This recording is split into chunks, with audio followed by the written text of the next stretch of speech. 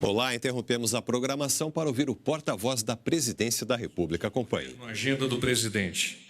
Às 9 horas, o presidente Bolsonaro recebeu o senhor Marcelo Reck, que é o editor do Instituto de Relações Internacionais de Defesa, Inforrel. Foi uma visita de cortesia, o presidente já conheceu o Marcelo Reck de tempos, foi nesse sentido que eles conversaram. Às 10h30, assinatura do decreto de gratuidade de publicação no Diário Oficial da União para órgãos federais. A medida assinada nesta manhã torna gratuita a publicação de atos no Diário Oficial por parte de órgãos federais.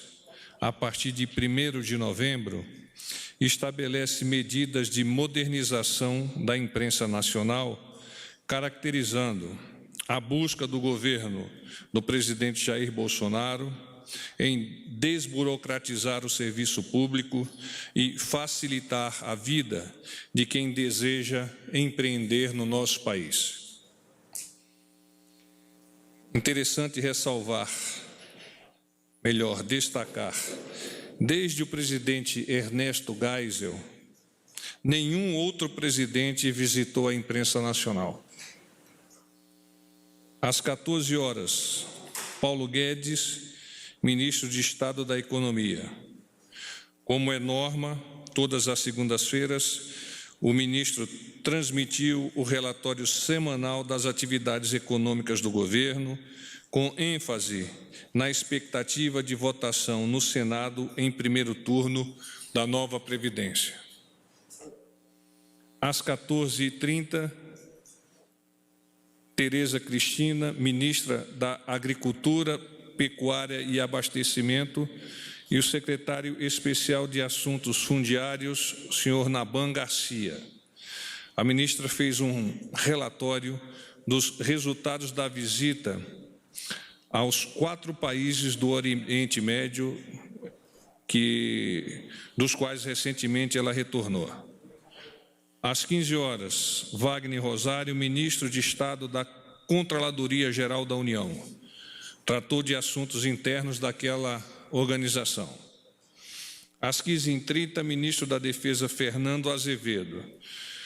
O ministro Fernando relatou detalhes e resultados parciais da Operação Verde Brasil, de combate aos crimes ambientais e das queimadas, e da Operação Acolhida em Roraima. Às 16 horas, Abraham Weintraub, ministro de Estado da Educação. O ministro fez um relato do descontingenciamento de recursos, do currículo escolar e dos livros didáticos que estão sob revisão para adoção pela Base Nacional Comum Curricular, BNCC. Às 17 horas, o ministro Onyx Lorenzoni, chefe da Casa Civil da Presidência da República. Eu não tomei conhecimento dos assuntos, em face de já haver conversado com o nosso presidente no pré-briefing. Assuntos do Ministério da Educação. O ministro Abraham Weintraub anunciou hoje, pela manhã, o descontingenciamento de cerca de 2 bilhões de reais para atividades prioritárias daquele ministério. O montante representa 34% do que foi bloqueado em maio, 5,8 bilhões de reais. O planejamento de distribuição dos recursos pelo Ministério é o seguinte: exames de educação básica, 105 milhões de reais, bolsas da CAPES, 270 milhões de reais, Programa Nacional dos Livros Didáticos, 290 milhões de reais e universidades e institutos federais, 1,156 bilhão de reais. Esse valor cobrirá despesas de custeio como água, energia elétrica, aquisição de materiais de consumo e outras prestações de serviço. O ministro destacou que o descontingenciamento mostra que tudo corre dentro do planejado e demonstra que o MEC não realizou cortes. Ressaltou também que a liberação do orçamento mostra como o governo do presidente Bolsonaro cumpre a palavra, abre aspas. Gostaria de destacar o trabalho realizado pelo Ministério da Economia e pela Casa Civil, que trabalharam próximos ao MEC. A crise está sendo deixada para trás com uma gestão eficiente. Fecha aspas. O ministro prometeu liberar mais recursos até o fim de outubro, conforme a economia resgate a criação de receitas e a atração de investimentos, que é a expectativa da equipe econômica do governo. Ministério da Mulher, Família e Direitos Humanos. O Ministério realizou hoje o seminário Prevenção do Suicídio e da Automutilação de Crianças e Adolescentes, como parte da campanha Acolha a Vida e no contexto das atividades do mês conhecido como Setembro Amarelo. No Brasil, estima-se que, em média, 8 mortes por 100 mil habitantes em 2018 tenham como causa o suicídio. Segundo a Organização Mundial da Saúde, o suicídio representa a segunda principal causa de morte entre jovens de 15 a 29 anos. As situações de maior risco estão relacionadas a abusos e violências interpessoais, como bullying, cyberbullying, depressão, transtornos de ansiedade, síndrome de burnout, além de outros transtornos decorrentes a quadros de impulsividade. Na atividade de hoje, o Ministério fez o lançamento de um vídeo de combate à automutilação e ao suicídio. Participaram da produção audiovisual a empresária e ativista Luísa Brunet, a atriz Regina Duarte, o velejador Lars Grael e o técnico de vôlei Bernardinho. Os participantes não receberam cachê. No simpósio, foram apresentadas as principais iniciativas nessa área, tais como a lei que estabelece a Política Nacional de Prevenção da Automutilação e do Suicídio e as parcerias com a União Nacional dos Legisladores e Legislativos Estaduais, UNALI, e com a Associação Nacional das Universidades Particulares, ANUP. Ministério da Agricultura, Pecuária e Abastecimento. Na semana passada, ao final da 9ª reunião dos ministros da Agricultura do BRICS, realizada em Bonito, Mato Grosso do Sul, os representantes dos 5 países, Brasil, Rússia, Índia, China e África do Sul, assinaram a Carta de Bonito, com 27 itens que reiteram o comprometimento com a cooperação na área agrícola. Segundo o documento, os países do BRICS estão prontos para fortalecer os mecanismos em importantes temas internacionais, como o incentivo a novas soluções de biotecnologia para o aumento da produção de alimentos, o empreendedorismo em startups de agrotecnologia, o aumento do comércio internacional, a segurança alimentar em países em desenvolvimento e o cumprimento da Agenda 2030 para o desenvolvimento sustentável. A Carta também traz o compromisso com a proteção do meio ambiente e sua importância para a produção agroalimentar e o incentivo de medidas para evitar a erosão do solo, incluindo a proteção das margens dos rios com vegetação nativa. Agora eu me coloco à disposição de todos vocês para eventuais perguntas. Boa noite, porta-voz. Daniel Golino, Jornal Globo. Tudo bom, Daniel? 2 perguntas, porta-voz. Pois não.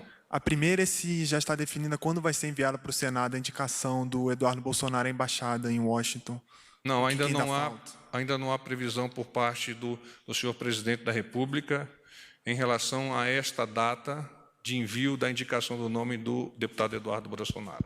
O que falta é a articulação com os senadores para ter uma certeza da aprovação? Não, é uma decisão pessoal do senhor presidente.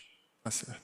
A segunda é em relação ao líder do governo no Senado, Fernando Bezerra. O presidente tinha dito semana passada que queria algo mais concreto para pensar numa saída do líder. O Jornal Globo publicou hoje que, na sua delação premiada, que já foi homologada pela STF, o ex-presidente da OAS, Léo Pinheiro, acusa o líder de ter negociado propinas em troca de liberação de recursos do Ministério da Integração Nacional e do governo de Pernambuco. Queria saber se isso muda a situação do líder no governo. O nosso presidente tem acompanhado a situação, inclusive com conversas telefônicas, e me relatou que nos próximos dias receberá pessoalmente o senador Fernando Bezerra para conversas específicas relativas à liderança desempenhada pelo senador junto ao Senado Federal. Com relação especialmente a este caso que você retrata por meio da sua pergunta, o presidente não há de comentar. Porta-voz, boa noite. Ricardo Della Coleta, da Folha de São Paulo. Tudo bom, Ricardo? Eu tinha 2 perguntas, mas com a pergunta do meu colega eu vou para 3. Então, quem vai pagar quem pela resposta, Jair? Eu queria, se o senhor pudesse ser um pouco mais específico sobre essa reunião que o presidente Bolsonaro tem planejado com o líder do governo, Fernando Bezerra. O senhor disse que ele vai receber para conversas específicas em relação à liderança do governo. Isso significa que o presidente Bolsonaro está avaliando trocar a liderança do governo? Não, não significa isso. Significa que o presidente, numa interlocução mais cercana possível, vai estabelecer diretivas com relação ao Poder Executivo junto ao seu líder no âmbito do Senado. E a segunda pergunta que eu queria fazer ao senhor é em relação ao INCRA. Surgiu uma informação hoje, que já foi publicado por alguns veículos, de que a diretoria do INCRA vai ser trocada. A diretoria do INCRA, Sim. do Instituto Nacional de Colonização e Reforma Agrária. E eu queria saber se o governo confirma essa informação e o que levou à decisão do presidente Bolsonaro de avalizar essa troca no comando do órgão. Como de praxe, o senhor presidente sempre vocaliza que as decisões sobre montagens de equipe são exclusivamente dos respectivos ministros. E não foge à regra, essa questão específica é levada por meio da sua pergunta. No despacho hoje da ministra Tereza Cristina com o presidente, dentre outros assuntos, foi tratado também em questões referentes ao INCRA. Mas eu reafirmo que as decisões de montagem, de seleção, de exoneração de membros das equipes é de responsabilidade dos ministérios, dos seus diretores, que são, por óbvio, os ministros. Mas o governo confirma que vai ver essa mudança? Eu prefiro que você enderece a pergunta ao Ministério da Agricultura, Pecuária e Abastecimento. Perfeito. E a minha última pergunta, porta-voz, na sua introdução o senhor disse que o presidente, salvo engano, avaliou junto com o ministro da Educação mudanças em livros didáticos que fazem parte do currículo das Sim. escolas. Exatamente, se o senhor puder dar mais detalhes, o que está sendo avaliado, por que o presidente considera importante fazer esse tipo de revisão e qual que é o objetivo dele pessoalmente se atentar a essa questão? Obrigado. Claro, o presidente tem muita preocupação com as questões relativas à educação e a organização por meio da qual ele estabelece as diretivas é naturalmente o Ministério da Educação.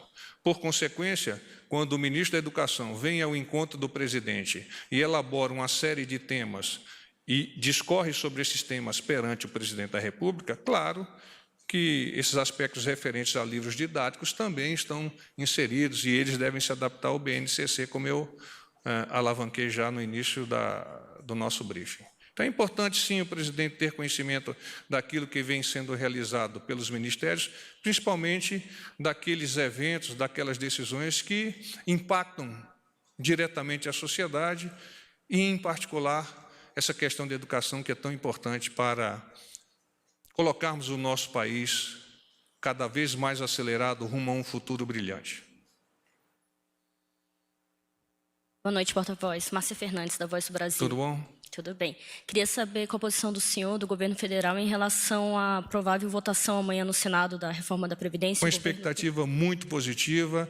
A condução é, naturalmente, de responsabilidade do Senado Federal, que está sendo capitaneado, que está sendo liderado pelo senador Davi Alcolumbre. A nossa expectativa é muito positiva e esperamos que, de fato, amanhã nós já tenhamos encerrado essa primeira rodada da nova Previdência no âmbito do Senado. E logo em seguida a segunda e, por fim, a sua aprovação final.